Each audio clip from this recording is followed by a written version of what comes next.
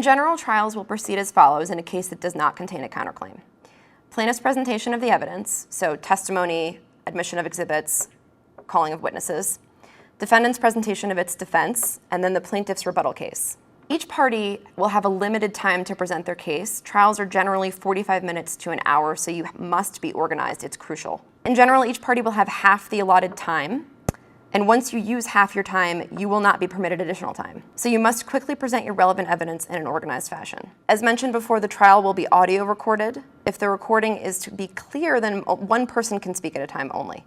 So do not speak while the opposing party is speaking or the judge is speaking. If you call a witness to testify on your behalf, then you will be expected to question the witness. The witness cannot simply stand and present a statement. The witness has to be asked questions. The court may permit cross-examination depending on how much time there is and depending on the judge's preference. Cross-examination is an opportunity to clear up what the witness meant, find out whether the witness is biased, test the witness's memory of events, and test the accuracy of the witness's perceptions. It is not an opportunity for you to comment on the witness's testimony or to harass the witness. And you should note that the rules of evidence will be relaxed. So the court will permit objections, and the court will use the rules of evidence as a guide for ruling on the objections, but not strictly. It's simply a guide.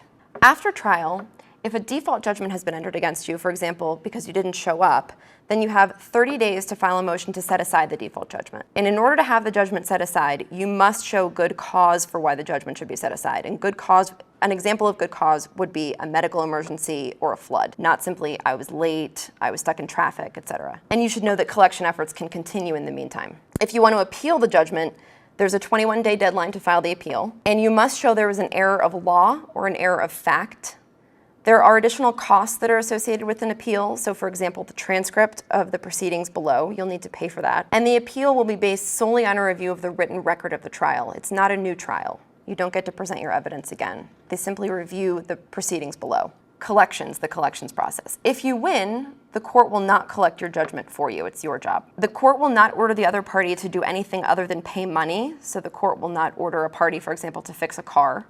The court only has the authority to determine that money is owed and then how much money is owed. Costs of litigation, so filing fees, copying fees, etc., those should be presented as part of your case. Don't wait until after the judgment to seek costs. There are instructions for how to collect a judgment on the court's website. The first step is to ask the losing party, they're called the debtor, to pay. If he or she pays, then you need to file a creditor satisfaction of judgment so the court knows the case is over. If he or she does not pay, then there's another judicial process that you have to follow in order to collect. We don't have time to cover that process in this clinic, but there is a collection seminar that's scheduled monthly in Denver that you can attend. Some things to note: a judgment lasts 6 years from the date of judgment, and you can renew it before it expires if you need more time to collect.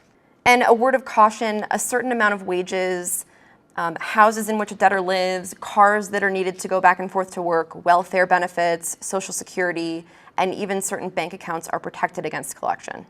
So there's a certain universe of assets that you can collect from and wages that you can collect from, and then some that are walled off and not available for collection. Some key takeaways: first, make sure that your claims are within the small claims court's jurisdiction. So under $7,500, no libel, no slander, no divorce, no criminal matters, etc. Consider the pros and cons of taking your case to court.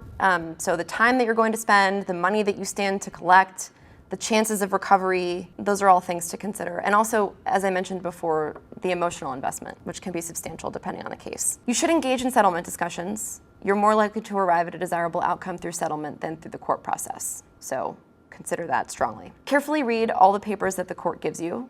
There's useful instructions on them. You don't want to miss anything. Make sure you comply with all the technical requirements. Be prepared. Prepare a written statement. Gather and organize your exhibits. Make sure you have enough copies. That's copies for you, the opposing party, and the judge. Practice your presentation. Observe a small claims trial, preferably one in your judge's courtroom. And then finally, be polite, be respectful, be courteous, dress appropriately, listen to the judge and listen to the opposing party, and remain calm and collected. Thank you.